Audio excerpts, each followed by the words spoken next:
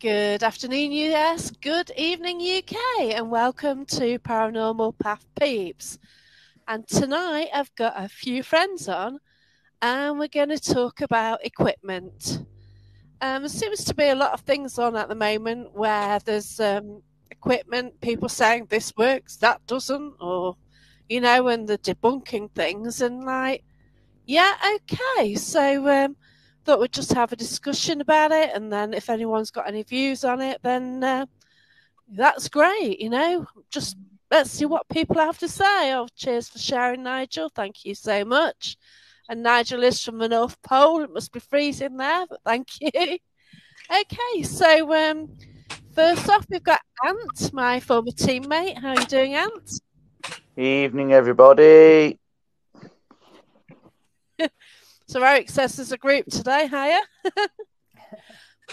And Michelle, welcome. Hello, You're from Haunted Heritage, so a local Midlands events group. So you do a lot of the very historic places in the Midlands. Absolutely, and we love it.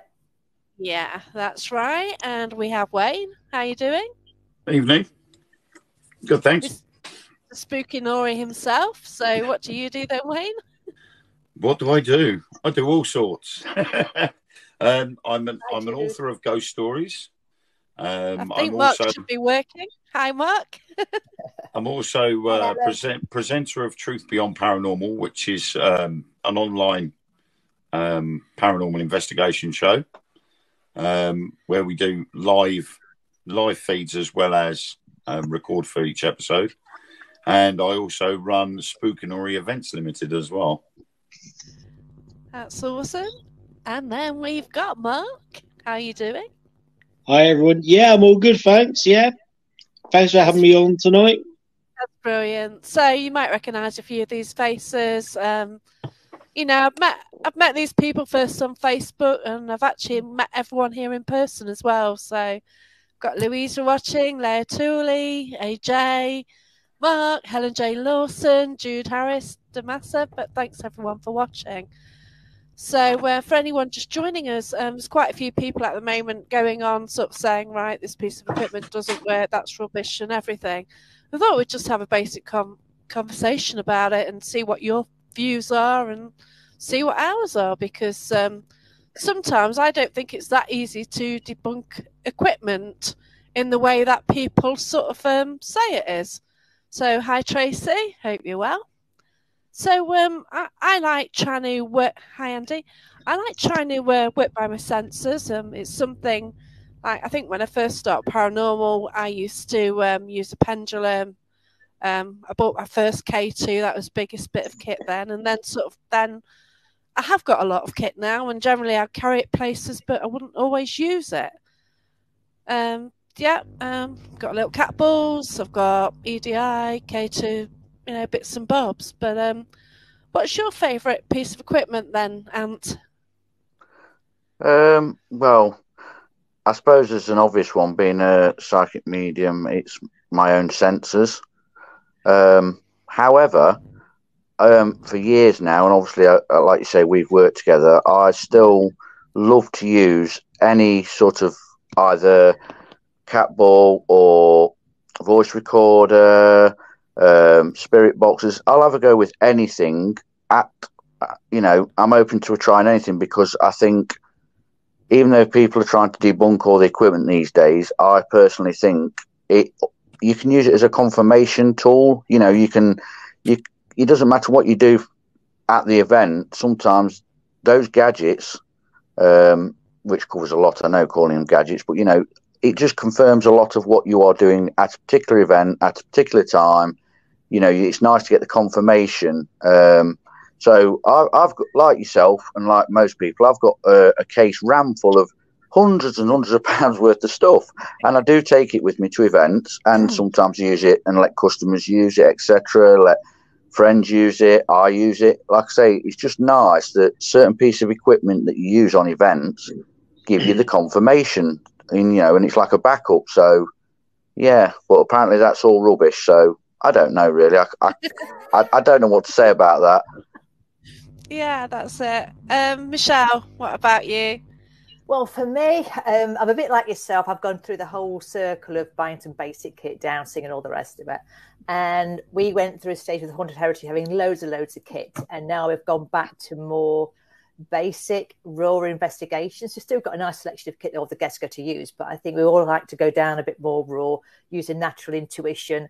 And yet we use pendulums still. And of course, good old cat balls, they're always there. And let's face facts, for me, because I'm coming from a customer's event perspective, something that flashes, customers love it. It's great to get them started, but it's a favourite bit of kit, me. Yeah. But you are brilliant with dowsing rods. I have my moments. Yeah, I do like it when you use dowsing rods. Yeah. I don't get on with them. They're like little helicopters with me. I nearly poked my eyes out. We just spin like mad. But Michelle did actually teach me to use them. Yeah. To some degree. No, I did it at the Derby Museum. And they pointed me to a specific picture. So, and then I used mediumship skills and actually picked something up on that. But yeah. So Wayne. With me, it is mainly my own senses. Obviously, I prefer back to basics. I prefer more sort of trusting my own instincts and my own senses. But obviously, then it's only hearsay. It's only I've just seen this or I've just heard that. So you need something to document it. Yeah.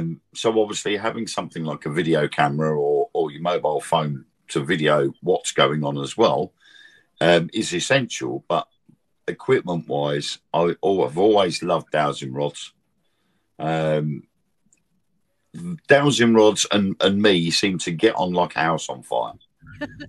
And as an example, we did an investigation at Ruffin Control Tower in Bury St Edmunds.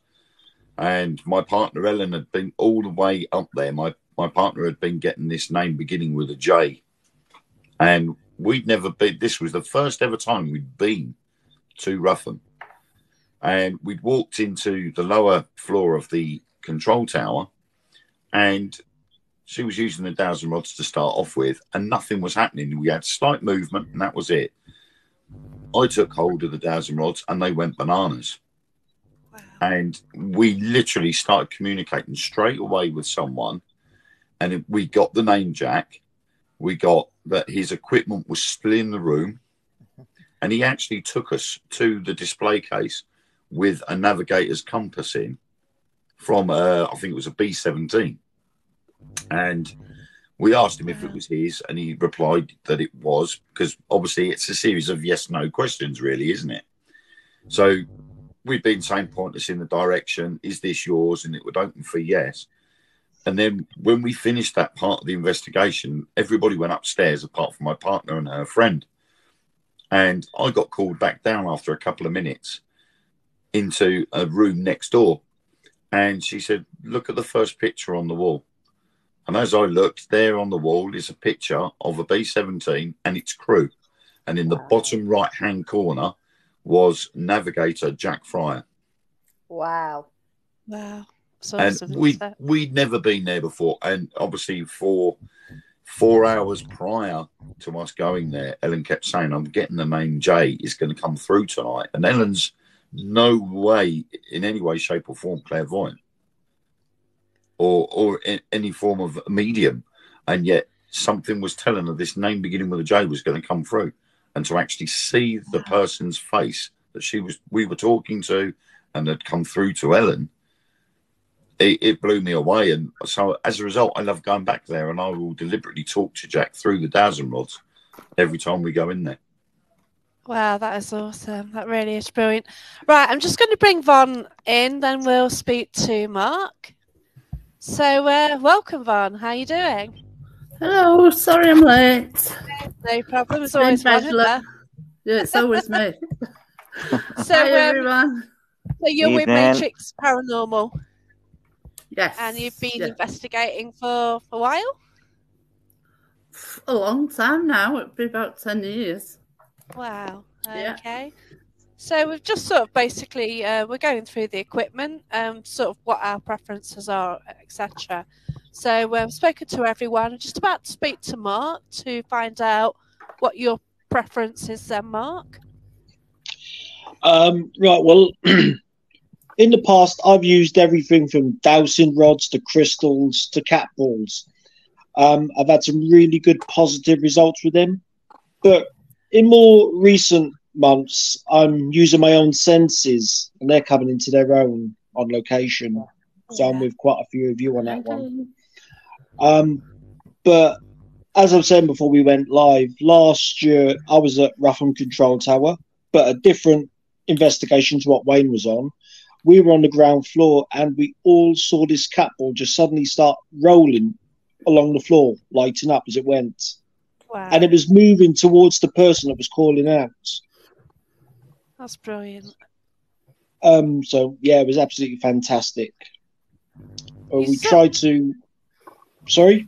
You can get some strange things happening, can't you? Yeah, absolutely. Yeah, it was good validation as well that day because it's a level floor as well. It's not tilting or anything or sloping. So how that move was fantastic. But I know that you will always try and debunk things, whatever you do, though, to the nth degree. Absolutely, yeah. We did try, and there was no breeze, there was no wind because it was in one of the back rooms, well away from the main entrance, even though we were on the ground floor. Wow, Mitch. Yeah. Right, to do with cat balls, we had a team out at a location in North Nottingham at the weekend. They're in a particular room where there's a bed. They had the cat balls in there. All sorts of stuff was going off. They were going to move on to another area, collect another kit in. As they're walking away, they actually heard voices coming from the room they literally just walked out of, went back in there, and someone took a photograph of 2 indents in the bed as if some people had been sitting on the bed. You're talking within moments of leaving the room. So that was rather a curious thing that went on. Wow, it's brilliant, isn't it? When you get unusual things like that. So we've got Louisa, possibly found a water source with dowsing rods in investigation last weekend. Our spirit's there to confirm, but without digging up the location, I'm not sure how to go about confirming which. Yeah, we don't dig up anywhere. No. And then we've got Jeanette, her father-in-law, about it, and apparently they used to use them for finding underground electric cables also. So, Van, hello, and what's your favourite tool then? I've purposely worked with all different ones, but I think I like the dowsing rods. I like me VPs. Yeah. But I've got where I've tried to dabble with a lot of things to see which I'm happy with, that I think are right for me. And I've virtually come back down to just using your own senses. Yeah. Obviously having a few things to verify it, but as for the ball, the little cat balls, I think it depends on the situation. You can be somewhere with no breeze, where it's not too hot, not too cold, but I've witnessed it myself where they've actually moved and rolled across for no reason whatsoever. We've even dug the leaves up to make sure there's no mice or anything around. But I also witnessed Kerry and Wayne at the Abbey, and it was the viewers who said, ask it to roll off the step, and it did. Wow. With the ball. So, and she's got that on video to show you, and that was unbelievable. That's fantastic. Was it spirit or not? I don't know. It depends how you feel yourself, I think. You know what you feel's right to yourself. You debunk everything yourself. And yeah, we do. This is it. Like, a lot of people that I mix with actually debunk things to the nth degree. And we might actually go too far on it. Like, obviously, we've got the old orb pictures, you know, like a lot of us, what is it, you know? What do you think of an orb? A lot of the time that's it's one for dust, discussion, isn't isn't there? Well, yeah, we're not going into that one, but... Well, debatable. yeah, I mean, the whole orb debate, what I can say about that is our youngest, who's severely disabled, we have a full night vision, two-way intercom video monitor, so his room's surveyed 24/7 basically, but it's probably funny to some people, but when we lay him down to bed at night, Andy has to have medication to help him sleep, and if my wife doesn't speak to the spirits, because we have about six spirits living with us, they'll tickle him, they'll do all sorts, and if she goes in and tells them off or speaks over the monitor, it calms down. And only at the time when he's either been suddenly in a fit of laughter and giggle at 4 a.m. or something, on the video monitor itself, honestly, orbs, and they don't move like dust. They can zigzag, they can go change speed, they'll be around his bed. It's absolutely crazy. And unless my wife Tracy basically tells them off, the spirits, because she knows someone by name, and one of them goes back as far as a great granddad, you know, it's insane how fast it calms down if she basically keys the microphone on the two-way system or enters the room and says, you know, stop it, enough is enough now, step away, etc., etc. And you can take from that what you like. I'm a big believer in orbs when they're not moving in a certain way as like dust, as in when they are moving very fast and up and down, left zigzag, you know. But that's just my personal opinion about that. Yeah, that's it. And that's the thing about this. Like, everyone's got opinions. Can we say anyone's right or wrong? We don't know. We haven't passed. We don't know. You know, we just assume, don't we, that we try and work out theories. Yeah. That's all we can. Yeah. I mean, the weird thing is, my wife, she's like an empath, and she's good at sensing certain things and helping people when she can tell they need help, kind of thing. Whereas me being the psychic medium, they don't pay the blind bit of attention to me whatsoever. They just totally ignore me. Oh, way. Are they related to her, that you said? Yeah. At least one of them is, yes. Yeah. One of them's a great granddad or a great granddad from World War One. Nice that she's got that protection around her. It's lovely. Yeah. Isn't it? We've got just speaking about equipment. One thing I struggle with, and that is white noise boxes or spirit boxes.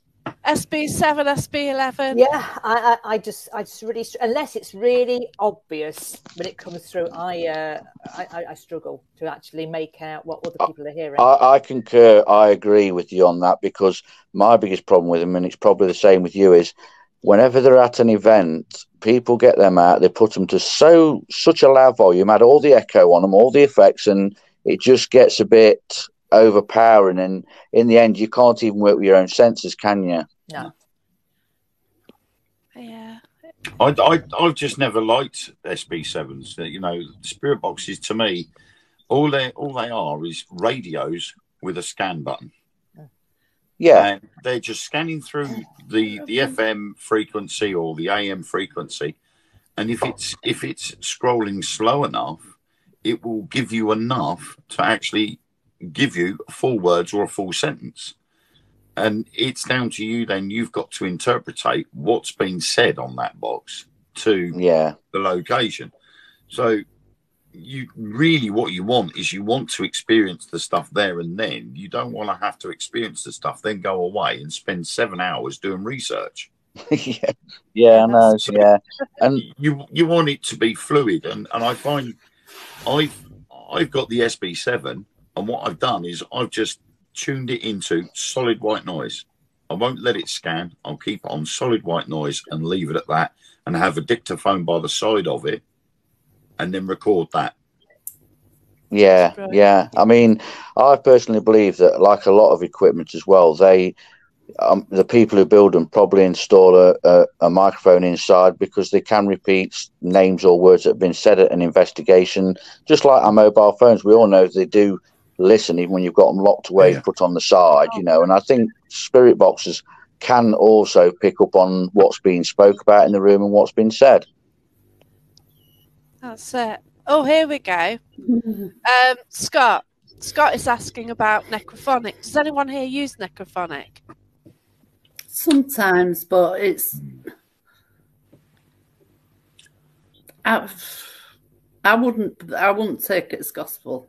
I have used it sometimes, but to me, it's just you can't back it up. It's gobbled. And I do believe that picks words up. Right. Repeats things that are said. That's just my opinion. Yeah, but my director uses necrophonic. She loves it. I don't know why, but she loves it. And we were filming on last Saturday, not Saturday gone, but the Saturday before. And we were actually getting a French lady talking to us, and we were actually getting a conversation from her. And to be honest, I think that is the only time that they've used the app that I've actually gone, hang on a minute, we keep getting these French words coming through. And this went on for about 10 minutes. Wow, it's brilliant. And so obviously what is going on with that app? Because obviously that's a program that has been downloaded onto a mobile phone. So what information within that program is actually making any sense? So, you know, it's like a lot of the apps. I think they're just mainly entertainment purposes only. But you have to make, again, it's one of those research tools, isn't it? Yeah, that's right. These words coming through. You need something to record those words, and then you've got to spend your time redoing the research on the location and the words that have come through to see if there's a connection. And, you know, if you haven't come out with anything at the end of it, you've wasted all that time and you've got nothing to show for it. Yeah, I can fully understand that. We used to see Alice DNA on our events, and me and Jill were at a place in Leicester doing a beginner's night. And the words that came through on the Alice device were so unique, pertinent, you couldn't have written it better. I mean, there's an archaeological dig taking place in the cathedral just a few, less than 50 metres away. 1,000 bodies have been found. All the information, you couldn't have it just blew us away.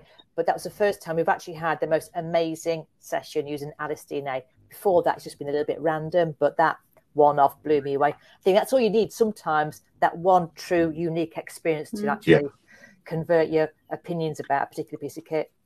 Yeah, exactly. I was going to mention this. Right, so favourite piece is the spirit box. What suits one doesn't suit another. Double and triple evidence. Our own senses and honesty. Brian Holloway does the best apps. Now, Leslie was going to appear on here and join in the chat, and she's actually got one of his apps for Team Spirit Paranormal. And she's had great evidence with that. She has had brilliant evidence.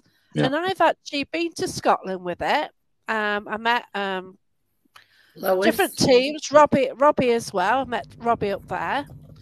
And we were investigating. We had probably a Team Spirit or even the Wings app on. And we were getting Scottish voices out. And Scottish words and Scottish names. Now, the thing is, I know that these apps are like reverse audio. There's no actual words in there. And it comes across from multiple banks.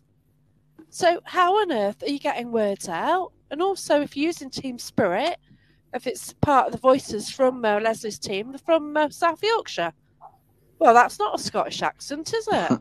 You know, so how? You know, like everything we do, we just question. I think it was Team Spirits that night when you was in Scotland, because I was watching that one and I said it's just spoken in a Scottish accent, that, and it was I can't remember what it said. It was appropriate to what you. Very. We were a bit blown away at the time about that, and I'm sure that was a Team Spirit one. Yeah, and Hunter Scotland gets Scottish accents through, and you know you can't explain it, and a lot sort of say that apps are rubbish and whatever, and quite frankly, they don't work for me a lot. You know, a lot of the time you just get the noise and I can't. But I think you've also got to be able to listen to it as well and hear it. Yeah. You've got to tune into it somehow as well, haven't you? There's times Yeah, I you mean, the can't. thing is, with all these electronic gadgets, especially the ones that are, you know, are scanning, putting out words, letters, voices, etc., etc. Like you say, with people in the field like ourselves, you sort of use your own senses with them, but that doesn't stop that now and again, like you were just saying, you get this one massive hit of just unexplainable confirmation, audio, noises, names, etc. And in your case, especially in the local sort of linguistics, you know, there's now and again you do get amazing results. So, you know, people can take from that whatever they like at the end of the day, but they do work to a certain degree, and sometimes even people like ourselves, they just blow us away. Now, let's start then. I'm going to ask this question out to everyone. Okay, see what you think. Mm-hmm. Do you think people's energy work with specific tools? Mm. Now, I'm under a theory that I know what works with me and I know what doesn't. I'd love to get EVPs. I've only had one and I deleted it by accident. Oops. Confession. I know. God's sake. And I'm sure, I know that time there's like 2 EVPs that night and there's this red wax box that I've interacted with 2 years at Haunted Antiques. And either me or MJ got the thing saying, let me out of here.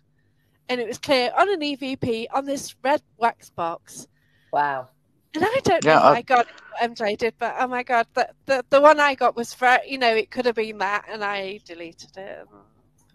I totally agree with what you're saying there, that what you're getting at, Jackie, because I've had amazing results with certain pieces of equipment. Like you can all agree with me on this, where other people at the same event in another room, oh no, this is rubbish, it did not work for me, blah blah, you know, and whereas I'm like, well, I've had amazing results. Listen to this, or you know. So I think sometimes it is purely, the way I look at it is to debunk it, if you like. It's purely chance whether it works with anybody, but it's your mindset, isn't it? It's what's in your mind at the time. If you're getting blown away, even yourself, you think, wow, this actually is working. Whereas someone else in an upstairs room or something might come back and say, well, that was just rubbish, you know. So I get what you're saying with that, totally. Yeah. What about you then, Michelle?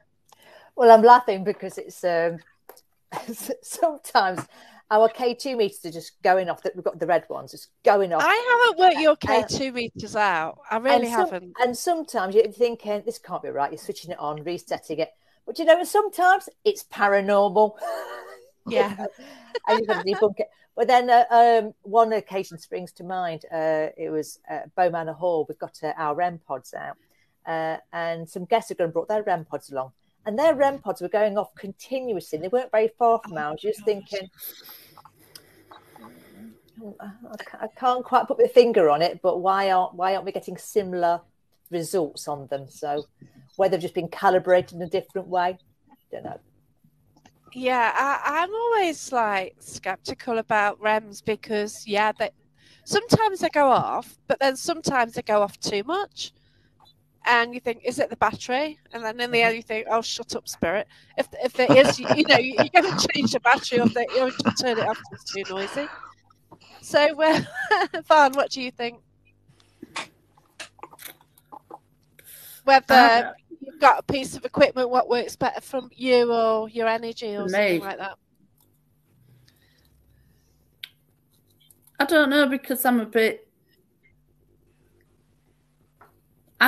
in my mind, I know it's scientifically the same, it's all this electronics and all the rest of it, but I've got a slightly different thought to a lot of other people.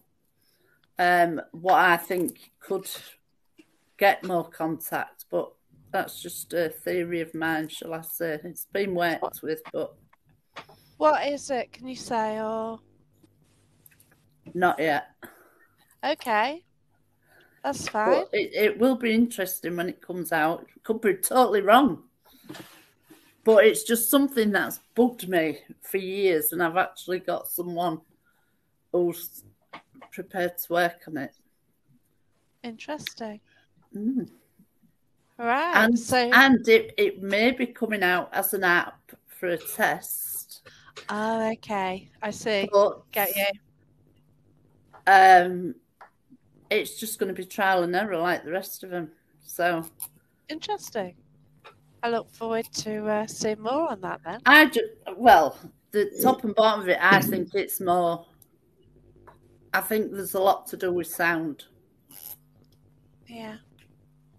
Sound, because it's like the way nature works with sound, and like they say about communicating with sound to different planets and all the rest of it, and they can measure things with sound. I just think, yes. Yeah, she's on board as well. Very interesting. It's just been a thing of mine, which I think it is more than to just do with that. So I'm a bit iffy about most equipment. One I don't like is this SLS. Right. I can say one I don't like. Right, the actual SLS, yeah. Yeah. Especially on the phone. Oh, well, yeah, that's different. Now, there's a couple of groups who keep using this Ghost SLS, whatever. So it looked appalling. It really did. And you could see it's mapping out everything. Oh, it's just picking on one thing after another just to map out. So I downloaded it a week ago. Oh, God. Like, I had it on earlier. It, mapped the dog and it mapped the TV. Because there's a person on the TV, then it was, mapping some flowers in there. And, oh, my gosh. And people are using that as evidence. Yep. But the original SLS, I have seen some good results where it hasn't mapped things out. And you ask it to wave and it waves. But this app one, oh dear. But too many people, I know a lot of teams would debunk it, and they do debunk it, because it can pick up shadows, lines on the wall, it can pick up all sorts. But I've actually had it once. I've had it once where it's picked up the, what do they call it in the pub where they pull the pints? Yeah. It's picked up all that.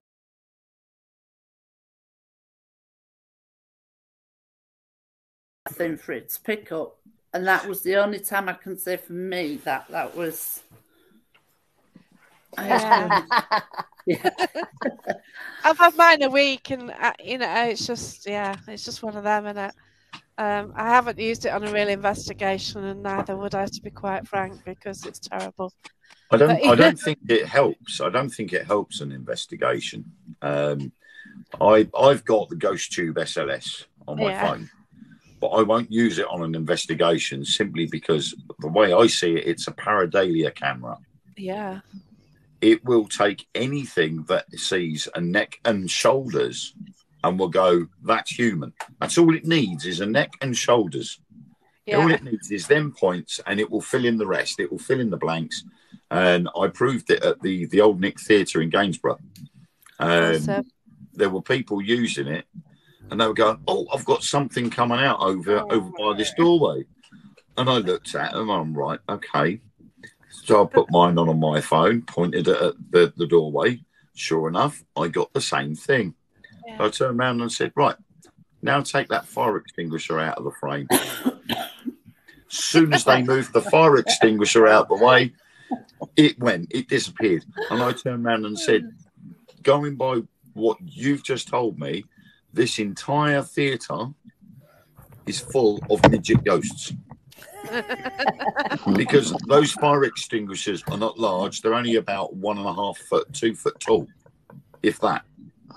And yet the figures were exactly the same size. And it was because of the shoulders and the top of the fire extinguisher and the neck for the handle that the SLS pinpointed it as a human figure. And it did it with an armchair as well. Yeah, that's it. But we all know about the ghosts and the fire extinguishers, don't we? I was just going to say, Wayne, twins can be smaller. Yeah. So if anyone doesn't know, there's a large team in the UK, and they somehow the national paper ended up with this photo of two twin girls down a corridor of a hotel. And it was actually two fire extinguishers. So we kind of always have a joke about this fire extinguisher. I must have missed that. It was clearly fire extinguishers. Yeah. It went right around the social media. It didn't matter how much they blurred the picture either. You could tell it wasn't fire extinguishers. It wasn't like the two girls. It wasn't like the two girl ghosts. No way. Hi, Susie. But yeah, it was just yeah. So I think somebody a couple of days later, after it went nationwide, I'm sure somebody a couple of days later went to the same hotel and took a picture of that corridor and actually put it on the internet and went, "Where are the twins? I can only see two fire extinguishers." Oh, awesome. And it went viral because of it. Yeah. I thought they'd notified the press. But it probably did. It probably did what quite a few of the well-known people were doing, sort of come out with something and then all of a sudden come out with the excuses when they've been proved wrong. Yeah, but sometimes it gets publicity, views, and money, doesn't it? So, it comes in handy, doesn't it? Yeah. I wanted to ask a question. I've noticed just over the past few months, there's been a big increase in the number of static pieces of equipment or using static and against REM pods. And I'd like to know what the team's thoughts are between the two applications. The static, the what? Yes, there's a lot of equipment that's coming onto the market at the moment that uses static to trigger visually. You know, like how the REM pod gets triggered through that being activated. There's more static equipment is being put onto the market now. Yeah, I've sort of been only just in the last few days seeing a few snippets of this on the old interweb, and I mean, my argument would be that the REM pod can't kind of, you know how when you test it, you wave your hand near the air. Well, obviously we're electrically charged, so you could say that, you know, the air on a REM pod basically works on the static field from your own body. So, yeah, very interesting things going around about that at the minute, and we'll have to wait and see what comes out equipment-wise. Yeah, that could be a new wave that's coming. Yeah. Yeah. Okay. So let's talk about the elephant in the room then, the cat ball. The cat ball. You had to go back there. Yeah. Well, we didn't actually find out what Mark thought about whether he's got a piece of equipment which works better for like individuals or not. Or me. Okay, Wayne then. Let's go for Wayne first then. I know what Mark says. What does Wayne think? I think you're right. I think that, you know, I've used a ghost hunting tool app, and we had 9 other people with the same app on, and we were all in the same area. We were actually on an old Roman river going over to a place called Mersey Island, quite well known for a Roman centurion to be walking across. And while we were all standing there, all 9 applications all came out with the word sky, one after the other, literally. So everybody's all standing there, and then one at a time, everyone's phone come out with the word sky. Now, when they're all started up independently and they're running independently and with no, flight mode is on the phones, for all 9 phones to come up with the word sky, one after the other, within 30 seconds, was sort of pretty significant. But other times I've gone into locations and one person will have good results with one thing, and then another person will try it themselves and get nothing. Yeah. Back in a few seconds, guys. Yeah, like you say, I wonder whether it's sort of like a connection between the user and spirit using that item that it's not compatible with the other person. Yeah. That's kind of what I wonder, because, I do try different things, and, cat balls work for me. What can I say? Yeah. Well, I think the same thing goes about having people in a group doing an investigation. If they haven't got the right attitude in the group, it is going to have an effect on the quality of the investigation. So I think the same thing could apply to your equipment and how you're working with it and using it and connecting with it. Yeah, that's it. So what about you then, Mark? Well, one of the best bits of equipment I actually use is the voice recorder on my phone. It's just an app, but there's no static white noise or anything like that on it. You just ask a load of questions up to several minutes long and then play it back and see what replies you get. And I've had some fantastic results just using that. That's interesting. I got a good one at Derby Jail just with my phone. And Yeah. I heard something come through. Oh, beautiful one. I heard something come through, and then Gina said that word. And it's really weird because Spirit was interacting with her, so that, you know, it came out on my phone, just, you know, on a recording. But, well, that was footage, that was video. And, you know, it just recorded, and yeah, then she said that word, which is really weird. Wow. But yeah, we've got Kate. I think apps use your location. I think they're coded to use location history and previous data to predict and spit out words that will be relevant. It's learning, it's AI. Therefore, is it really reliable machine? I think it depends on the app and who's developed it and how it works, because each app does work differently. So I think, I agree with you on that. If you use an app, then you need to find out from the developer how it works. Because obviously each developer does their own programs and software, etc. And like you say, you can have two very, very similar apps, but they might work in completely different ways because it's down to the person who's wrote the programs in the first place, obviously. Yeah. The thing is, as well, is with an app, it will learn your locations if you're not in flight mode. If you're running on your standard mobile provider or using the Wi-Fi, then the way the program is set up would know then where you are and would be able to call upon the history. It does take a lot to build an algorithm for an app to specify what direction it wants to look in, to give out anything tangible to be used on that investigation. But also at the same time, 9 times out of 10, most teams will say to everybody, make sure your phone's on flight mode. I very rarely have my location settings on, so I know my phone can't get my location unless I've got my mobile data or Wi-Fi on. But obviously, once I start the investigation, my phone goes into flight mode. So I'm glad somebody's mentioned. I'm glad someone's mentioned flight mode because I've been telling people for years that yes, it does reduce your mobile phone signal, but however, it doesn't totally reduce the transmission of signals between your phone and the nearest mast, because the whole thing about flight mode is it was originally designed so it didn't interfere with onboard computing on a plane, but you can actually still receive a text message of a loved one while you're on flight mode, i.e. there's still a network. So I've always said when I used to be at events, I used to say either put it on flight mode or if it's no problem, turn it off because of this exact reason, you know. So it's just each to their own. But flight mode does work. It does reduce a lot of interference, but it doesn't completely rule out your phone interfering.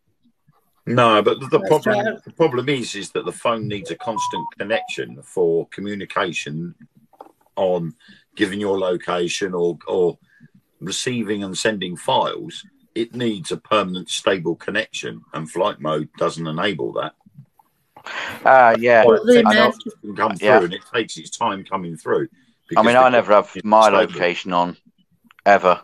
I just don't, because obviously your phones are constantly listening. But again, I would sort of come back with a counter argument on that because it is allowed. So in case you're in an accident or for any reason, it is actually pinging out for us. It pings out a signal. I think it's every 30 or 40 seconds to look for the nearest mast. So it is sort of constantly searching, so it is actually sending out an active, but it's just weaker. Basically, it's at a lower. There is something there because you can still call emergency services. Yeah, and they can contact you, and they can tell you where they are. Where you are. But obviously, I think that is a fail-safe algorithm, though. Yeah, and obviously, it's nice that we all know about this, and we do explain this to people. I mean, not everybody does, but I always used to explain it to events that, you know, even though you're on flight mode, try not to keep your phone, don't put it on the table next to said gadget. You know, that's right. Keep your mobile phone away from the K2. Put it in your pocket so it expands and starts going mad. Yeah, Robbie's got a point. A tablet with no internet, the best way to use that. Yes. Yeah, because I've got a phone without SIM card in it. So there's no fooling that. You're definitely not going to get any network interference with no SIM card in. That's for sure. Yeah. But a couple of months back, I used my phone in an investigation and an experiment. So we were downstairs. Another couple went upstairs. They had their phone. I rang it. They left their phone up there. Did all that. And I got really excited. Everyone was gathered around the phone. And we kept hearing just the odd noise coming back. You just couldn't quite get hold of it. Anyway, another person was recording it all the way through. Then went back, got the phones, listened back to it. And it was feedback from me speaking. Oh, no. Yeah. I've never been a fan of this phone in another room situation. I've just never, ever found it of any use whatsoever, like you say, because of either feedback or because they're trying to find Wi-Fi, I've just never been a fan of this. Oh, put a phone in one room, call it from another. I just, but that's me personally. I just don't see what that would or does achieve, but that's just me. The first one of those was with Viv Powell at Codner Castle. That was the first time I ever heard of that. And that worked, and I think evidence went out of that one. And I actually was on an event and we did it with a phone at Codner Castle. And we were getting intelligent responses as well. So I did it at Matlock Pavilion and I did get a lot of feedback. But I think if you do that, you've got to also get a video. I think you've got to video it as well, so that if you are getting a response, then you play the tape back and see, if there's a car gone by, and you've got a bit of noise pareidolia going on. Yeah, I mean, what I've always come up with another idea, and I don't know if any of you guys have done it, but what I've done before and suggest before, instead of the mobile phone thing, use just your basic. Your basic PMR radios and have the Vox turned on them so they automatically key the microphone if they get a loud enough voice or noise, and that can be more interesting. And obviously it's not mobile phone, it's 433 megahertz it starts at, I think, so that can be interesting because it's not a mobile phone network, it's just literally handheld radios. I don't know what your opinions are on that, guys, or if you've ever tried it. If not, I can suggest it's a good idea. Interesting. Wow. Yeah. So that's walkie-talkie to walkie-talkie. Yeah. Yes, because most of them, even cheap ones, like 20, 25 quid for a pair, they have a system on them called VOX. It's basically voice operated. I don't know the full terminology, but basically, if they pick up a loud enough voice talking into the microphone in that room, it will automatically send the voice, transmit it to the other handset, and you can link up to. I don't think there's a limit nowadays. So long as you're on the same channel, you can link 6, 8, 10. So it can be interesting, and it's different to a mobile phone. Yeah, it sounds interesting. You've also got to be careful with walkie-talkies, though, because they do set off REM pods. Yeah. Well, set off a lot. I mean, this is the whole thing. Again, we could start another conversation. Again, you've probably all experienced this at events because obviously paying public and stuff, they love the gadgets. They're all about the gadgets, the flashing light stuff. But my gripe is I always try and tell people don't suddenly put 5 things on a table or in the middle of a room floor because they can all interact with each other because they're all giving off, RF frequencies and electronic. You know what I mean? So I get what you're saying about that. That's it. Okay, we're going to start with Mark on this one. So I think let Mark have a word. We've got a great question here from Kate. Okay, so how do we feel about devices like Ovilus and Alice Box as opposed to apps? Is it just preset word banks and random words? you had any success with those, or what do you think, Mark? In the past, I've had some. I had some positive results using both those apps. But yeah, as you said, there are some preset words built into it. But there was one location we were just asking random questions, and we were just getting various results back, which were confirmed by a member of staff that was with us. So yeah, that's right, or that's right. So there is something in it, but I could also see the other side of the fence, if that makes sense, about the word data bank built into the app as well. I think there is a team which does use the Alice box, and apparently you can add words in it. And they've been accused of like adding words when they're in certain locations, which then obviously helps the words come out, doesn't it? Mm. So I'm not mentioning names, but quite a few will know about that one. Yeah. So Wayne, what do you think then? It's difficult because it, again, like I said earlier, it's what you make of it with what comes out as evidence. You know, Oculus is a series of, I think, was it 30,000 pre-programmed words? So you have got to find a link with what the Oculus has come out with and the location you're in and its history. So again, it all boils down to whether you've got a historian with you that knows all the history of the place, or you're prepared to sit there for ages looking at the research and finding what words connect with what you were doing at that particular time and in that particular part of the building. I've had brilliant results with an Alice box up at Dunwich. We were in an old, I think it was a chapel from the old leper hospital that used to be there. And we got this little girl called Charlotte had come through wanting her mum. Only it was her mum that dumped her there in the first place. And she tried to attach herself to my partner. And we said, unfortunately, your mother is still coming, but she's not here. And we then ended up eventually wounding down. But through the Alice box, that gave us a brief description of when this Charlotte girl was around. Wow. And it took about 4 days to actually find out that Charlotte was one of the last patients that was in that particular area at the time. Gosh. But what then freaked us out was as we were walking back towards the beach at Dunwich from the church, there was myself, my director Sam, and my partner Ellen walking along the road. A couple of other team members were further in front of us. And as we're walking along the road, we hear these little footsteps coming up behind us. Bearing in mind, this is like midnight. The whole place is in total darkness apart from our torches.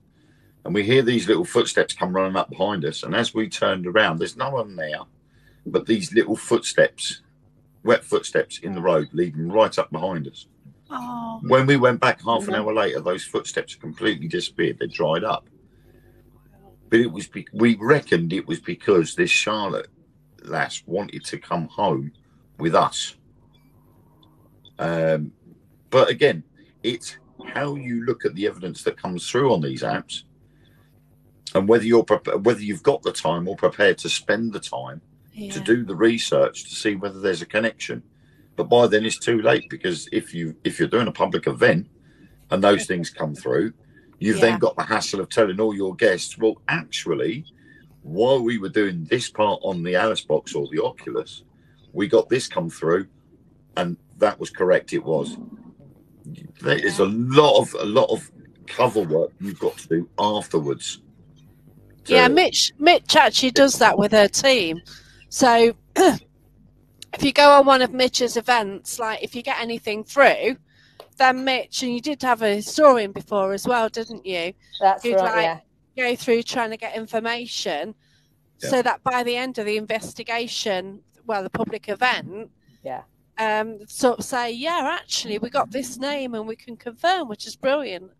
That's right, Well, like I say, it is just hard work, and sometimes you just need access to university files and research documentation, and it's huge. It's huge. It's so much easier when you get the spirits just coming through and just giving you all the information. It's really nice. That's why I like mediumship. That's why I like mediumship, because it's hard work going, getting something to flash for you, yes, or if they're not lying as well. So, you get that as well.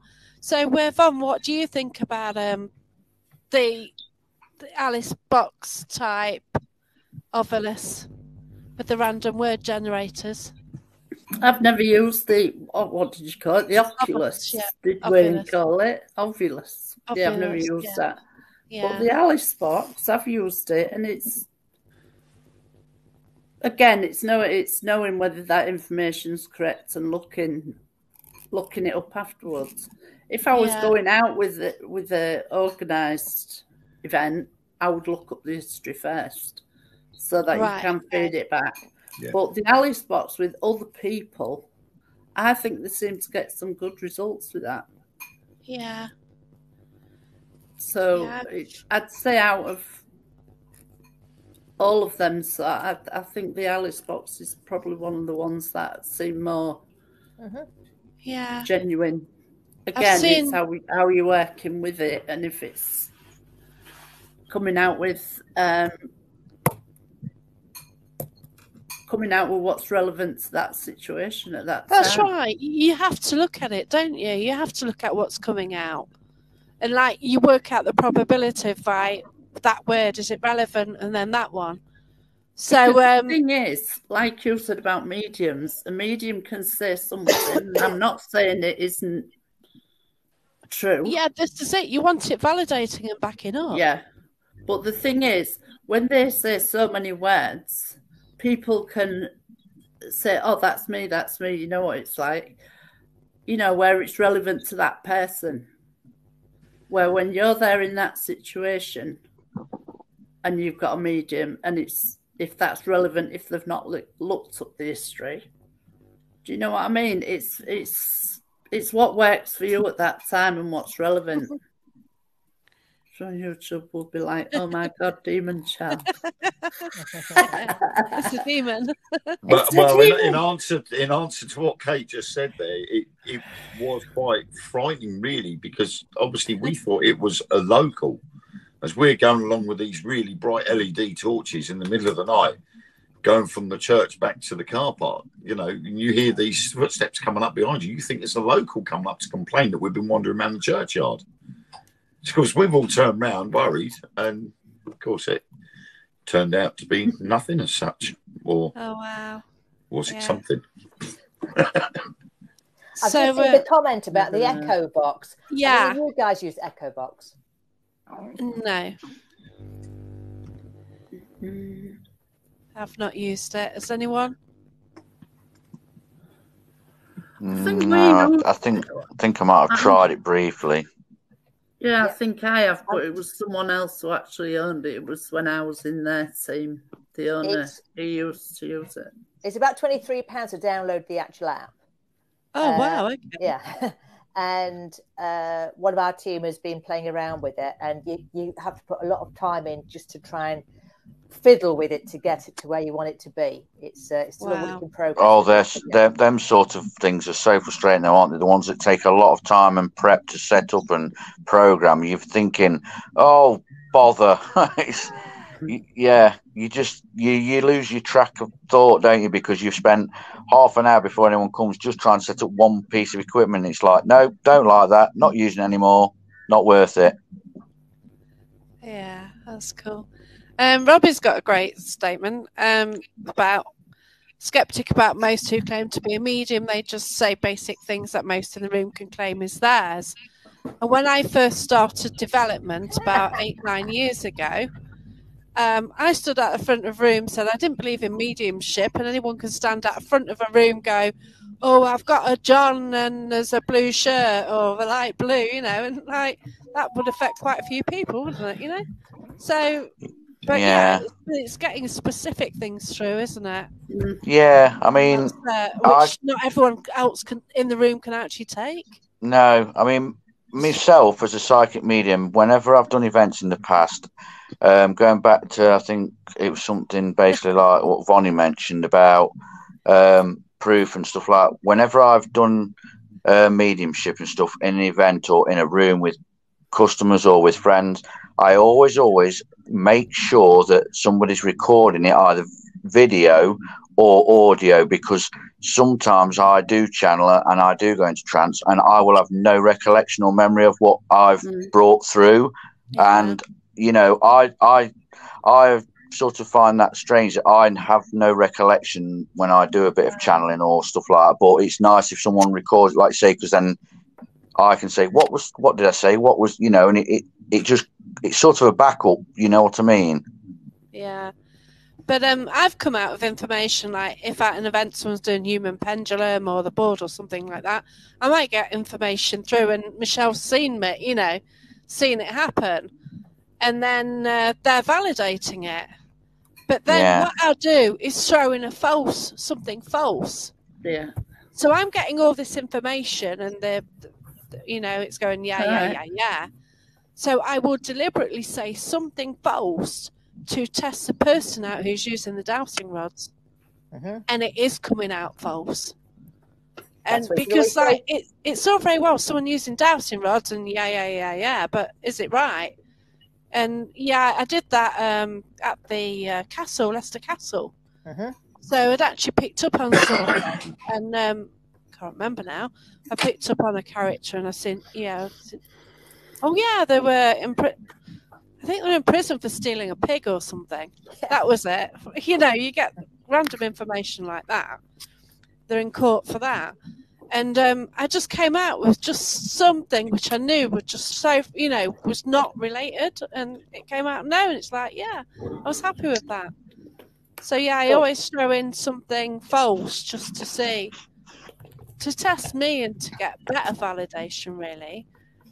Because you're getting it, but you can't really get validation of someone going to prison for stealing a pig, can you? You know, where's that You're not going to get it.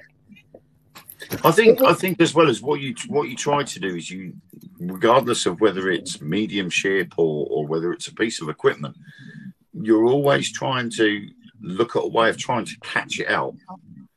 And I do it all the time with Ouija boards. And I can remember one specific time with a certain TV team down in Preston Manor in Brighton.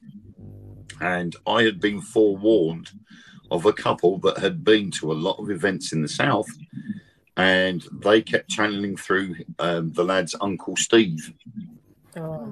And it happened at about 6 locations in the south with this particular company. And I was forewarned, and Mr. Beatty had told me that under no circumstances were you to let them get away with it this time. So I'm like, okay. They started on the Ouija board, they took over, and all of a sudden it was, oh, is that Uncle Steve? We've got a strong Bristol accent. Is that Uncle Steve? And it was yes. And I'm looking at the fingers, and I noticed his girlfriend's fingers had gone, the knuckles had gone white right before her fingertips. So I knew she was pressing down. But then after a while, her finger went back to normal and his finger went white. So I then turned around and said, right now, one at a time, when the planchette starts moving, one at a time, take your finger off and put it back on again. And the second it got round to this lad, he took his finger off, the planchette stopped just like that. Yeah. Yeah, that's what I class as a tag team. Yeah. And they've been doing it. They've been doing it at all these other locations in the south. And basically anybody that was with them around the table at the time were all amazed by the results that they were getting on the Ouija board. God. Me, I can't stand fakery. That's another reason why I left that certain. I can't. I can't. It's a waste of time. Please. So, of course, if I see somebody doing that, I'll call them out. I'm quite happy to call them out because I don't want fakery being sort of associated with me. No, I mean, the problem is as well, people do that, and that's why people like us in the field have these issues and problems with, you know, people slandering us and giving bad feedback at events, stuff like that, because they're just so used to these fakes. And, you know, it's like a lot of it, thankfully, was brought to the public's attention. You know, we've got a lot to thank for Most Haunted, but also on the other side, if you like, the other flip of the coin, not so much to thank them for, because you do get a lot of people go to regular events. You get these people, I've known them, travel from one end of the country to another just to go and stir trouble at events and come out with the same stuff like you say. So that's why we've got this stigma around ourselves in the business. Yeah.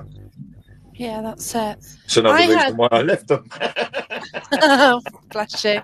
I had a really weird experience with a Ouija board, and generally on public events, I will keep away from boards. And as about a month or so, 1 to 2 months ago, I was actually put in a corner because at this event, a public event, I had a choice of table tipping or Ouija, and I don't want to do either.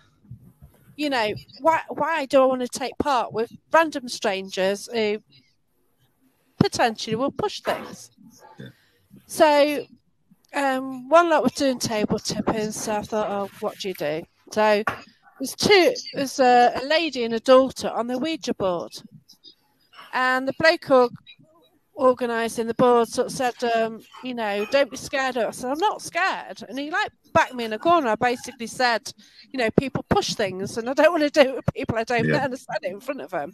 But in the end, I did it. Their damn family came through. But I was picking up mediumship. So, like, I was getting stuff. Yeah. The guy running the thing was getting stuff. Yeah. It's just like all the time. The board just went to all the time. So, yeah. Maybe they got something out of it, but I certainly didn't. I must admit, I do enjoy table tipping and trying to catch people out that are doing that. While we were filming the other Saturday, we actually got prevented 3 times from actually doing table tipping. Oh, Something in the location didn't want us to do table tipping, and we'd got a motion sensor in another room that was far away from where we were, but we could see when the light came on, and it had an 8-foot range, which was a smaller range than the actual room itself. The room was about 20 foot square, and we were just about to start table tipping, and just as we were asking the question, the light went off. So we went in to investigate how that light had gone off, and we discovered you had to physically be in that room for the light to go off. wow. Came back, sat down, went to ask the same question again to get the table started tipping, and we got slight wobbly movement, and the light came back on again. So, right, we ignored it, and then we just said, right, this time we would like you to move the table for us, please. We don't want you to stop us. And then with that, we heard this almighty bang. We're like, what on earth? So our director's husband and his friend, they went off to check the owner, see if she had fallen off her office chair or something. And we could hear her go, no, I thought that was coming from you guys. Oh, wow. He was like, well, no. And it turned out the sound was coming from above her office, which was loaded full of shelves. But there's nothing on the shelves. It's literally empty. And we're like, okay. And we've got that on camera. Wow. And we were just thinking, cool. Something's trying to stop us from table tipping. That's but brilliant. when we finally did get the table going, there was quite a bit of movement. But then I had to do the same as what I do with Ouija boards. I'm like, you're going to have to come away from the table so that we can definitely say it's not you doing it, it's not you doing it, it's not me doing it, and so on. And you have to do that, because if you don't try and debunk it, you're always going to go down the road of, oh, it's paranormal, and you'll literally label it paranormal all the time. Yeah, that's right. I'm a big fan of table tipping, me personally, just because I've done it quite a lot over the years and had paying customers do it. And my thing was never have any staff touching the table except just to start the session, maybe. And just a quick note of 2 major events with table tipping that I've had so far. One was a Victorian school in the Peak District where, again, only the customers had their fingers on the top. There was no hands underneath or on the legs, and it physically climbed up 2 little steps into the next room, did a bit of dancing, and then it physically came back down these 2 little steps. They weren't massive, probably about 3 or 4 inch steps each, and that just absolutely blew me away, to be quite honest. And The other time was in good old Moira Furnace in Leicestershire, and again started the session. Then I ensured that only the customers were the ones with the fingers on the table, and you could see the only other thing. And basically, it went. The room there downstairs is like almost like sort of a horseshoe shape, and it went so fast, vibrating, dancing down the room, went round the end of the building into the next section. Then it just stopped, and then all of a sudden it started moving by itself and moved about 3 foot with no one, customers or myself or anyone near it. So you can take from that what you will, but I'm a big believer in spirits do like physically moving furniture, even if it's to interact with you or just to try and scare you. Yeah, you can get good interaction, like at the there's a question Kate's trying to ask about mediumship. So yeah, please ask. Can I ask a random and difficult question to the mediums? Please go for it. I do development. I don't exactly say I'm a medium. I do communicate, but Von's good. Ant's good. Mark's good. But yeah, just go for it. That's cool. You're better than you give yourself credit for, Jackie. Well, I've just been doing readings now, but hey, we don't mention that, do we? No, we don't. But yeah, it's a label that so many people call themselves. It kind of, I don't call it. Yes, yeah, we know somebody from past experience that used to call themselves that, don't we? But they were just dangerous. Yeah, you can get dangerous with it, can't you? As well, that's the problem. Yeah. Yeah. So, that's it.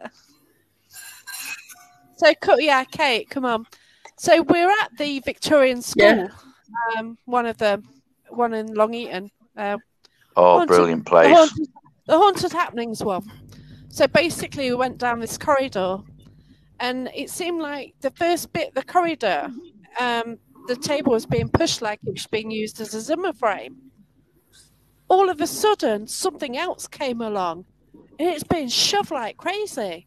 And to get the different energy on it, that was amazing. Don't know if you were on that one. It's the one where Andy from Infrareddy had given them a police car. Oh, that little police car. Yes, that was a police car. Yeah. Yeah, and if you remember that night, Jackie, right at that end room, I don't know what it was called. I met Ben and Louisa that night for the first time. Yeah.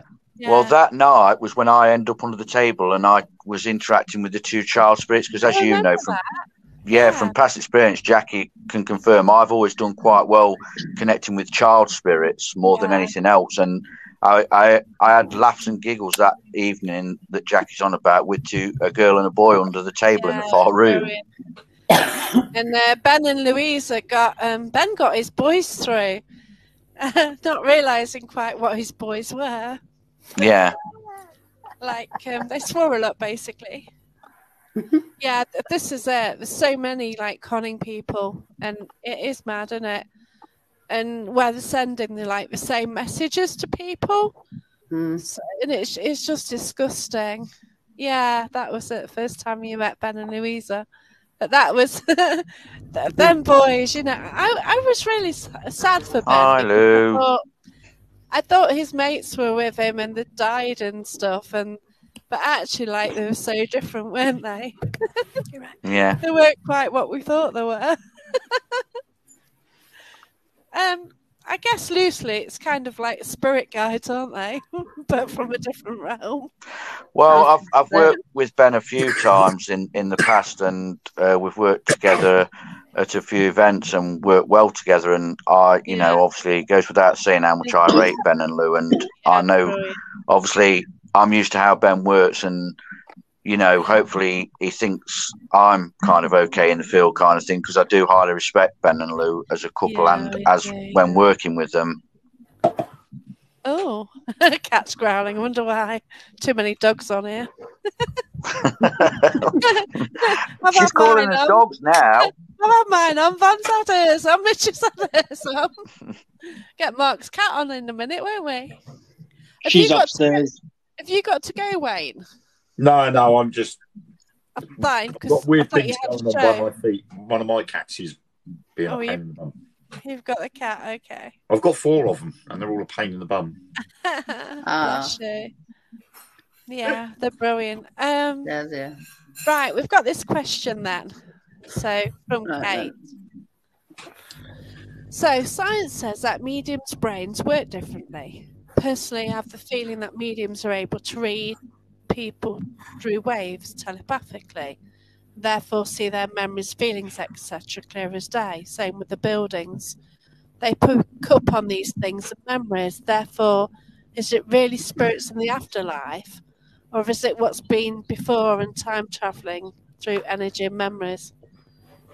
Good question. Wow. Good Interesting. question. I can answer that one. I'm glad you can. Go on then. Part of it. I'll leave that up actually, but then it hides you, Von. Good. Right. Kate, I actually agree with you with, I'd say, half of that, because I actually had exactly what you've described there, because the way I pick things up, it's in my dreams. Not all the time. Obviously, I can feel I'm an empath and I can pick up and see pictures and things. But for years, I used to have this dream about this young girl on this balcony, and I always used to have the number 40 in this dream. And I never understood it, and I used to think, oh, it's all to do with my past, whatever. And then it came true. And I was 40 years old on my 40th birthday, and I flew for the first time. And in the hotel across from where I was the young girl dancing on the balcony with the grandparents. Wow. And I'd had that dream for years, a recurring dream. So to a point, I do agree with that. I do think it can be a bit of both. And I've had premonitions as well. I totally agree with you on that one, because anybody who's known me long enough, but my wife is first and foremost to point out to everyone that I can meet someone and within seconds or a minute or two, I can tell if, pardon the expression, they're a bad egg or not, if they're going to be good to you, bad to you. Yeah. And so, in regards to what Kate's saying, I think that's just my natural ability to read that person's persona, their, and it is always a gut feeling, the expression gut feeling. And I've pretty much 99% of the time I've been proved right. Even if it takes somebody to be horrible to that friend 2 years later, 2 days later, or 10 years, they always end up doing something. And I'm just like, you don't get gratification from it, but they'll say, oh, Anne, you was right. You said not to trust them and it took me too long. So I totally agree with where she's going with that thought. Yeah. And I think that's why the likes of the CIA. That's why the likes of the CIA. Nothing my end. But yeah, I think that's the reason why the likes of the CIA and the Russians were using mediums and empaths to try and figure out these things, see how their brains work, and if they work differently to the normal brain. And that's why they were using them, pump them full of drugs and see if they can enhance their abilities. Yeah. Nothing normal about my brain, anyway. I personally think they're still doing it. I think there's kind of time travel involved, though, because, we kind of say that we're connecting to people's loved ones. You get in images. You see, I get an image and I see in my mind's eye. So I pick up like a person, I pick up the surroundings, I'll pick up sort of the features, things like that. And then, I'll just get images like earlier on, I got an image of a wooden system and I actually got a temple as well. And that's the imagery I got for some readings I've just done.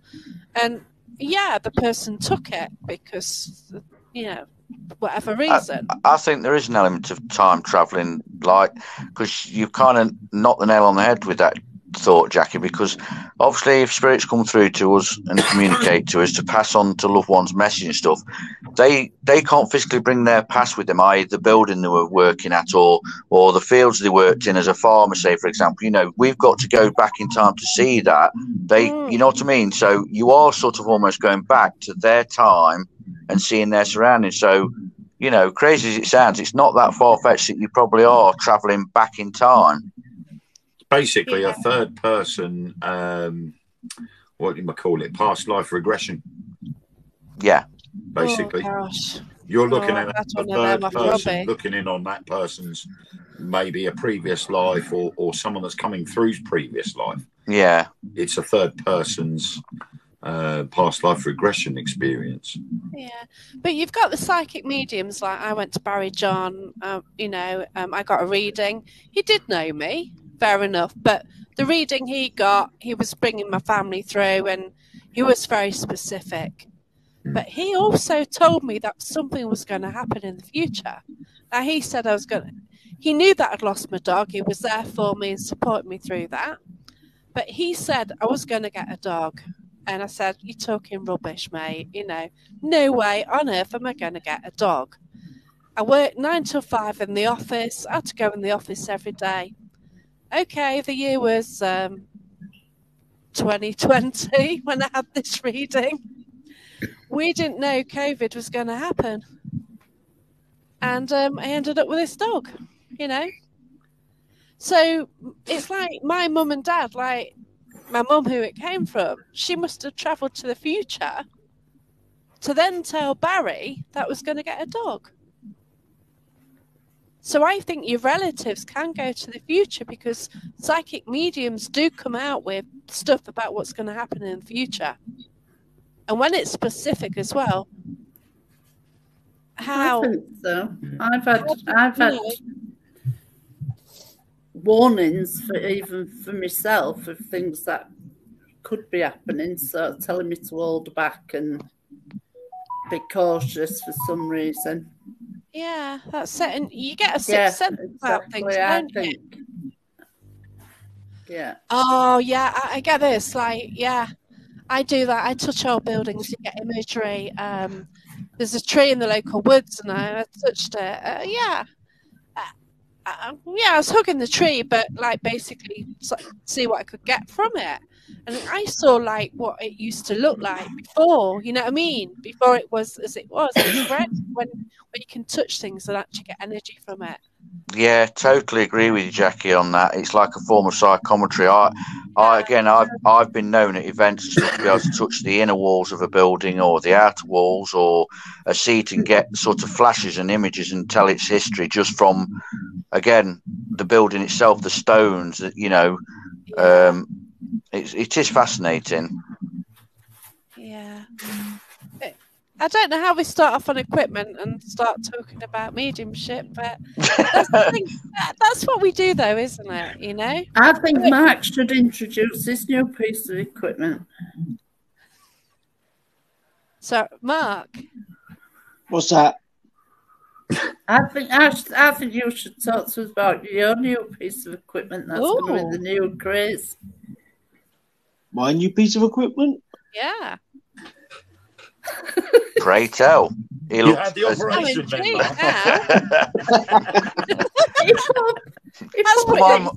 on his group the other day. Come on, Mark, show us your equipment. Have you forgotten that? Have you forgotten I wasn't already, Mark? what it was. No, that shape, that size. that little thing. Now she's on about the size of his box. I'm interested. It's forgotten. Does it light up? I'm interested. Matches and buzz. Sorry. I bet it was someone's equipment I was using on location. I don't think it was mine. No, Mark. But I also can't remember what it was. That you set up, that you put up on your page. I'm leaving you to look back at that now. I'm wondering. I can't remember. Fisher Price. I honestly can't remember. It probably wasn't even mine. Oh, he's probably shared it. Yeah. I get it. Yeah, I remember now. Yeah. It's one of the memes you share. Yeah. It's me age. Toy thing, yeah. That You're was a it. young one, yeah. Talking equipment, I just finished building emotions. Yeah, Robbie has started doing equipment, and it's a lot cheaper than a lot of places. So, yeah. Robbie also did my past life regression, and I need to sort that out. I thought you'd sorted that out.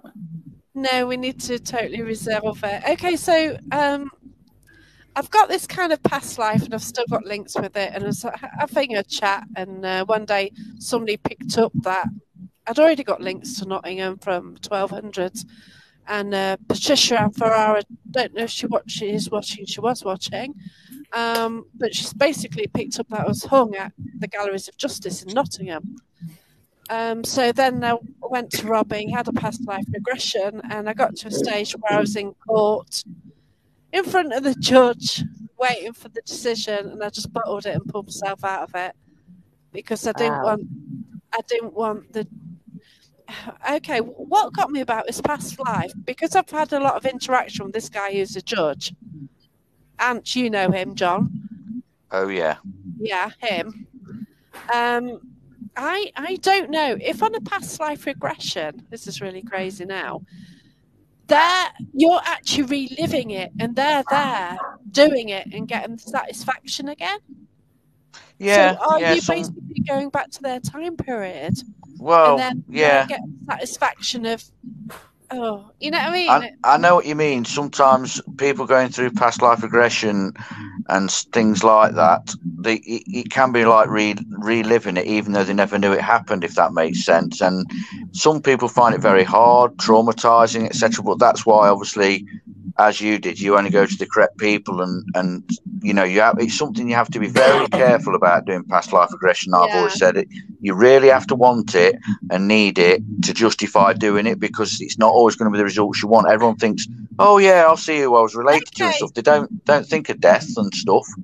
We've got some thing in the background. I can hear it.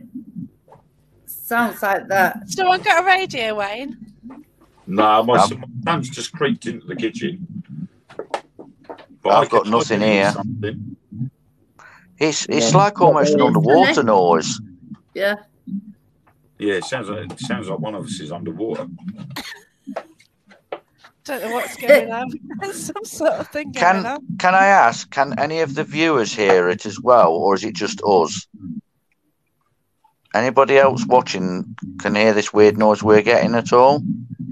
And it's the echo of your voice. Oh no! It does sound like it's an echo from somebody else's microphone, because when there's talking, you hear it, and then and then literally split second after we finish talking, it stops as well. Yeah, you're right. Every time someone speaks, I can even hear it when I'm speaking. So it's probably just the streaming service. So I don't think we can do anything about it, because every time one of you speaks, I'm getting it, and I'm even getting it now while I speak. Yeah. Okay. So Brian J. Kano came to the UK, and we went to Derby Jail, and I was mentioning the story of this John at Derby Jail, and somebody I can't do a browser refresh because it'd just kill it. But yeah, it could be. But I was just telling Viv and Dan about my interaction with the judge in Nottingham, and it's like I was nearly strangled within the grounds of Derby Jail. So then we went to the Galleries of Justice, which is where this judge is, who I think I have links to somehow. And we went in one of for a start, I sat in his chair, and Gary Fields was picking up on what was going on remotely, and he put on Facebook he's cheesed off now, just after I'd sat in his chair, obviously without knowing that I'd sat in the chair. And then I went into a room where basically all the women sort of, it's where all the pregnant women went who were prisoners. So I went in there, and then something like jumped me, overshadowed me. So we tried to like shake it off, didn't we? And then like a drunk person, I walked all the way from that room into the main room, and I think Joanne saw me there, like black eyes and not being me. But, yeah, because this judge actually jumped me in that room, and I've actually got an insight more into what that judge did as well. So I know even more how nasty he is. So, but I'm yet to find out what his issue is with me. So I'm working on it. It's obviously a common spirit around Derby Jail then, because when I very first met our dear friend Patricia, that was 17, 18 years ago, and I was in the debtor cell, not the condemned, the debtor cell, and I was getting attacked and strangled to the point I was almost blacking out, and I dropped to my knees and I had to be helped out of the room. I think whenever I talk about this spirit who, John, I think he sort of sometimes comes around me, and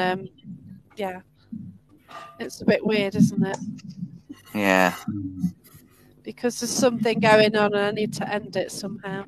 Well, at the end of the day, we've worked on quite a lot of locations and events together in the past, and I know he's made a fair few appearances, so...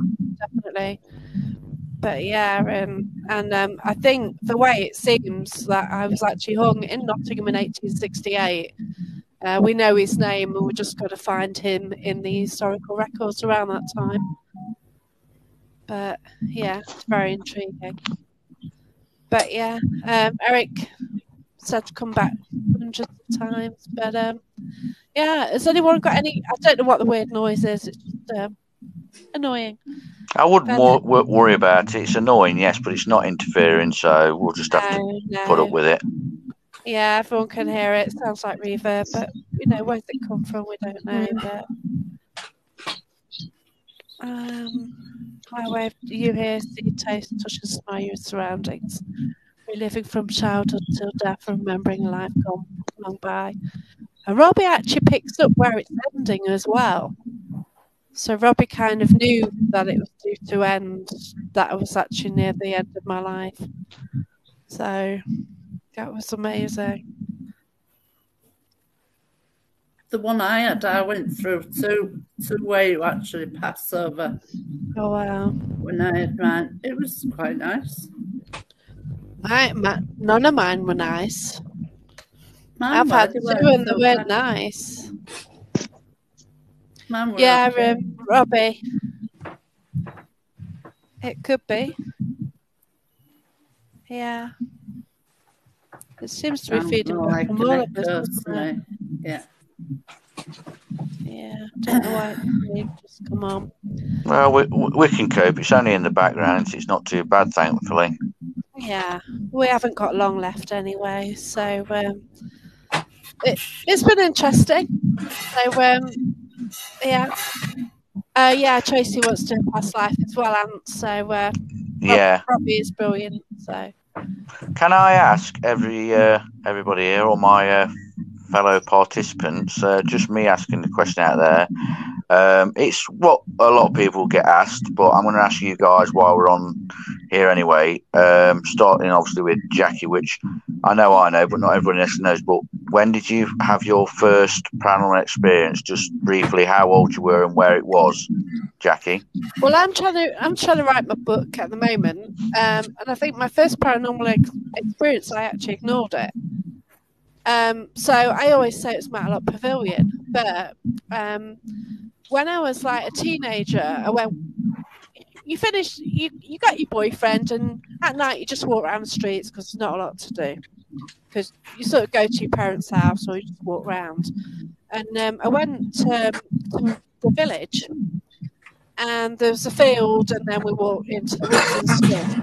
But as we walked back, I was just drawn to this house, and I felt like this little girl was looking at me.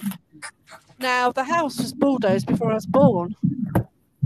I could see now an image of a metal fence and this girl like calling at me, and I was just like standing in the field, just staring at this house, not even there. And now you realise that this can happen, but then it was just like weird, and just like I didn't let my boyfriend know because just think you're crazy, wouldn't they? So yeah. So I guess that was my first. Yeah, and then I lived in a pub which had things happen. Yeah. 2006. So yeah. I can say exactly when mine was. I was 9 years old, and Jackie may remember this, but for those people that know of it or not, I grew up in a small village that was part of the Harper Crew estate. So as a child growing up, my playground was the wonderful Cork Abbey House and all its buildings, all its tunnels. All the tunnels. So at 9 years old, I had my first paranormal experience at 9 years old in one of the tunnels, and it's just stayed with me ever since. And I've obviously had a fascination and stuff. And the village is a little village called Titnall. It's pre-doomsday. It's seriously active. I've been saying I'll take Jackie a walk around one day. Some of my old childhood literally haunts. Yeah. So yeah, if you ever get a chance to walk in the tunnels, actually under the house at Cork Abbey, or even in the parkland itself, or even around Titnall. Near the lime. Yeah. Yeah, I've been there with Phil. Yeah. Yeah, I can take you to some places that you'll never find without me, if that makes sense. But yeah, so since I was 9, so you know, all I will say is over 4 decades. That's all I'm going to say on that. So, over to you guys. Mitch.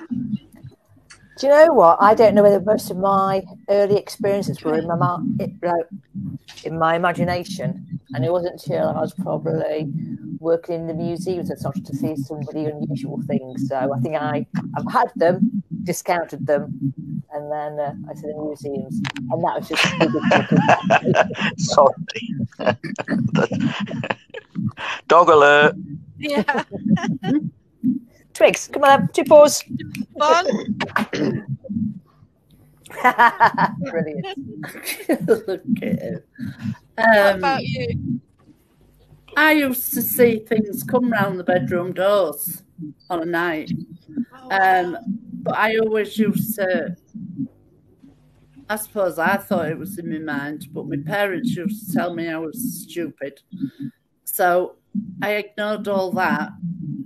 And then as I got older, I lived with my sister, and I saw the same thing at her house as well. They just put their hands around the doors. Oh, wow. Again, stupid. And then when I got married, and I had my first son, I'd put him to bed one night, and that's when I first saw the first apparition. But we knew there was something going on in the house for about 2 years. Before then, that we used to just joke about with until we decided to step forward. But I did find out the history of him, found out who he was, and I was quite sad that we'd got him crossed over, really. But I have seen my gran in my living room and my gran at her house as well. Cool. Oh, bless you. Wayne, what about you? I was 6 years old in this very house. Oh, wow. Basically, my granddad was killed down the local shipyards. It must have been about 3 months after he passed. But I was swearing blind that he was coming into my bedroom and sitting at the end of my bed. And he would sit there for half hour or so. And then I could always tell it was him because I've inherited my granddad's nose, and he also had big ears. And his silhouette, I could tell straight away that it was him. And I kept saying, he's coming to visit. And this went on every night for about 6 months. And everybody said I was completely crazy. And it got to a stage where they reckon I was going to have to go to a child psychologist and all sorts of weird psychiatric. Yeah, I can empathise with that. And my mum was good at shorthand. And one night she actually sat outside my bedroom door and she wrote down the conversation I was having because apparently I was talking to him. Oh, bless you. And when she passed it on to the doctor, they turned around and said the problem is children do have imaginary friends, or as we would like to say now, are they imaginary friends? because we know children are more open-minded. So they were like, well, the problem is if it's an imaginary friend or it's just a child coming out with a dream, it's hardly going to be a complete conversation. Usually it's a question, an answer, and then a question that's completely unrelated to the previous one. It's because in the dream scope of things, we have about 1,000 dreams per night because our mind is the only thing that's really going still. And yet this conversation was going on for ages, and it would be like I would be answering a question that's been asked on whether I had a nice day at school or what did I do at school. I would then reply, and then the question would come back that would give me a reply to that in relation to what I did at school. And this conversation would go on for ages and ages. And I'd be like, I don't remember none of that. And my mum said, you were having a conversation. I've got it here on paper. And it always ended, night, Granddad, love you. And that went on for 6 months. That with my granddad. And then it stopped. And I think it was because he knew that at the time there was a lot of turmoil in the family with my mum and my real dad divorcing. Obviously with my granddad's passing. And I was close to my granddad. I was so close to him more than any other member of my family. And he taught me how to read before I even went to school. So I was close to him, and it really did hit me hard when he was killed. And so, of course, they say, oh, could it just have been your imagination? You miss him that much that you've dreamt him appearing. But then it gets poo-pooed straight away by the conversations I was having. And each night it'd be something completely different. You know, and it would be like, how's your nan doing? Is your nan coping all right? And I'd be like, yeah, she's fine. She's getting there. She's all right. How about your mum? Yeah, she's fine. No mention of my real dad whatsoever. But it was every other member of the family. Wow. And then after 6 months, it just stopped. But ever since then, I've always been able to tell whether there's something in a property. Something's always alerted me that there's something there. And I've been able to keep a hold of that ever since. And that's, 42 years now. That's amazing. And what about you then, Mark? We're just running to the end. We've got to finish about 10. So, Mark? Okay, I'll keep it short and sweet. The only one I can actually vividly remember, I was probably in my 30s, and I was just laying there in bed. It was early one morning. I was awake because I remember looking at the clock. It was about 2, maybe 3 a.m. And I distinctly heard this woman's voice just saying hello, and it was really, really clear. I turned to look at my now ex-wife. She was actually asleep. And the thing is, I had been reading this book on how to contact your spirit guides, and I had been doing some exercises from that book, including meditations. So whether it was one of my guides coming forward to say hello, the thing was, it was very sudden, and it actually frightened me, and I asked for a timeout. But I regretted that. I'm slowly starting to look at my guides again, especially when I go out on location. So, yeah, that's the only one I can vividly remember. The earliest one, which was amazing. So what actually got you into it then, Mark? Was you just interested or? I've always been very spiritual, especially since I lost my grandfather. And I just wanted to know if there was actually more to just this life, to this existence. Is there anything else out there? And that's another reason I've actually come into the paranormal as well. I wanted to find out if there is an afterlife.